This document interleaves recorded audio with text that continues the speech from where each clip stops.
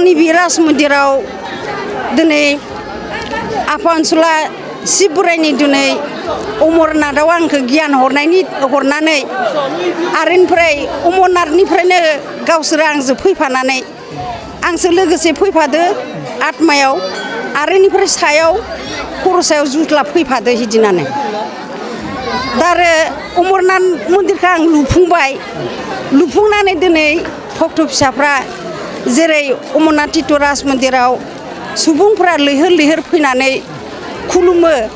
खुलुमनानै जे आफानि आशीर्बाद हरनाय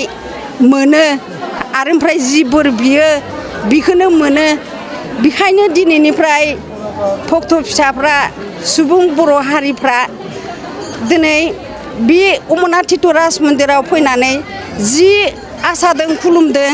बिनो जाफुंनांगौ आरो जि बोर बिदों बिनो जाफुंनांगौ आरो लोगोसेनो बर' हारिया थांना थानांगौ बर' हारिनि सैथोनि आसारखौ लाखिनांगौ बर' हारिनि धोरोमजों हारिया देरगासार आरो जौगासार जानांगौ आं बेखौनो कामना खालामबाय हारिनि शिब मन्दिर बाथौ मन्दिर शिब मन्दिर नङा बाथौ मन्दिर देवल पुर्णिमाखौ लोब्बा लानानै बे श्री श्री रंगिला माया देवीनि बाथौ आश्रमाव अमरनाथ मन्दिरखौ बेखेवनायनि फोरबो लादोंमोन बे फोरबोआव जोंनि मानगोनां बिपिएफ दोलोनि आफादगिरि हाग्रामा महिलारि सारा बे मन्दिरनि दरखंखौ बेखेवनाय लागा खोथामोन नाथाय माखासे बिथांनि अंगारनो हायै जाहोननि थाखाय बिथाङा बेहाय बाहागो लाफैनो हायाखिसै बिनि थाखाय बिथांनि खामानिखौ आंखौ फैनानै बेयाव नुजाफैनानै बिथांनि खामानिखौ मावफुंना होनो थाखाय आंखौ खावलायदों बे लेखा आङो रायजो राजा गुरुनि हेफाजाबाव गुरुखौ लाफानानै आं बे दिनैनि अमरनाथ मन्दिरनि दरखंखौ बेखेवना होनाय जाबाय आरोखि जाथ'बाय नामा औ थारैनो दिनैनि बे फोरबोआव गोथार फोरबोआव आं बाहागो लानानै जोबोद गोजोननाय आरो निजेखौनो खाफाल गोनां गोग्गाथाव मा मोनो गोग्गाथाव सानना मोन्दों आरोखि बे मन्दिरखौ आरो बे आं आसा खालामदों बे मन्दिरनि गेजेरजों जोंहा रायजो राजाया गोबां इसोरनि अननायाव निस्सय उन्नति जागोन बेखौ आं मिजिंथिदों आरोखि आरो गासिबो रायजो राजानिसिम दिनैनि देवल पुर्णिमानि मोजां हामलायनाय जासिबाय आरोखि गोजोन्थों माबा मोनसे होनना बुङोबा ओरैनो बेयाव ब्रह्मा बिष्णु महेश्वर नालाय आं बे नारायणनि माबाखौ आं मुसुखाखौ होदों आरोखि ओमफ्राय ओरैनो कमिउनिटि हल आङो आंनि एलइडि फान्डनिफ्राय होदों लेट्रिन गंसे बाहाय होदों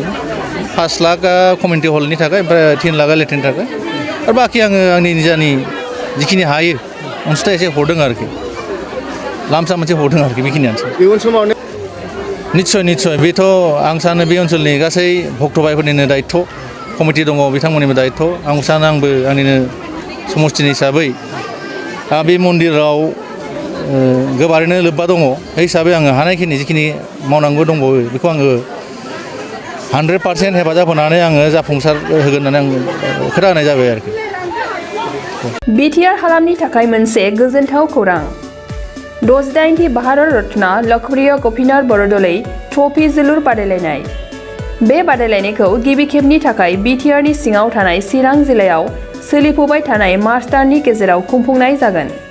Guwahati sports association in association with Subungthi फाउन्डेशननि बानजायनायाव देग्लाय चिरां थाइखाजरानि राइन' क्लाब गेलेग्रा फोथाराव 2022 इं 25 मार्चनिफ्राय जागायनानै 30 मार्चसिम जोबथा बादायलायनाय जागोन गासै मोनब्रै गेदेर जोलुर क्लाबफोरनि गेजेराव बे बादायलायनाया जागोन बे गेदेर जोलुर क्लाबफोरनि मुंफोरानो जाबाय north east united FC united Chirang Duar FC चिलं लाजं FC आरो आसाम रेजिमेन्टेल सेन्टार बादायलायनायनि सम खाना होखानाय बादियै 25 मार्च खालि नर्थ इस्ट इउनाइटेड एफसि आरो United Chirang Duar FC 26 March खालि शिलं लाजं एफसि आरो आसाम रेजिमेन्टेल सेन्टार 27 मार्च खालि नर्थ इस्ट इउनाइटेड एफसि आरो आसाम रेजिमेन्टेल सेन्टार 28 मार्च खालि इउनाइटेड चिरां दुवार एफसि आरो शिलं लाजं एफसि 29 मार्च खालि आसाम रेजिमेन्टेल सेन्टार आरो United Chirang Duar FC 30 March खालि नर्थ इस्ट इउनाइटेड एफसि आरो शिलं लाजं एफसिनि गेजेराव बे बादायलायनाया जागोन। जानो थांनाय बे बादायलायनायनि टिकेटखौ दानिफ्रायनो टिकेट काउन्टाराव होनाय जाबाय। नायनो गोसो गुदुं एबा जोलुर बादायलायनायखौ मोजां मोनग्रा सुबुंफोरा थाबैनो टिकेटनि थाखाय 9547461257 जानबुं नम्बराव जगाजग खालामहरनो हागोन एबा बुकिं खालामहरनो हागोन। गोग्गो आदार जाग्रा सुबुंफोरनिसिम मोनसे गोजोनथाव खौरां। उदालगुरि जिल्लानि सिङाव थानाय मावरिया गामियाव मनाटिसा गावसुंथा हान्जानि सोद्रोमा हांमा ब्रह्म बिथाङा आसाम स्टेट रुरेल लाइभलिहुड मिशननि गेजेरजों खानस्रि हासार आरो गोबोर हासारजों दिहुनजानाय अर्गेनिक मैगं थाइगंनि गला बेखेवनाय जाबाय। गोग्गो मैगं थाइगं जाग्रा गोसो गुदुं बायग्रा सुबुंफोरा गाहायाव होनाय जानबुं नम्बराव जगाजग खालामनो हागोन। जानबुं नम्बरा जाबाय 8011748256। जानबुं नं 8011748256। गोजोनथाव खौरां ब्राफिडनि बानजायनायाव क'क्राझार राजमेला फोथाराव रायजोआरि आखाइ इसान दिन्थिफुंनाय। बे दिन्थिफुंनाया 7 मार्चनिफ्राय 20 मार्चसिम सोलिगोन। हारिमुआरि दानाय लुनाय आर'नाइ गामसा दख'ना जि जोम दिन्थिफुंनायजों लोगोसे बायनो हागोन। गोसो गुदुं बिथांमोनहा क'क्राझार राजमेला फोथाराव फैनानै गोनांथि जानाय आर'नाइ गामसा दख'ना मुवा बेसाद आरो जि जोमफोरखौ बायफैनो हागोन।